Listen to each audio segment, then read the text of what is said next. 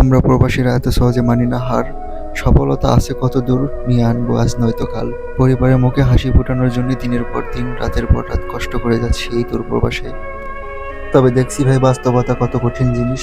বাস্তবতা যদি এই প্রবাসে না আসতাম, জানতে পারতাম না যে বাস্তবতা কতটা কঠিন জিনিস।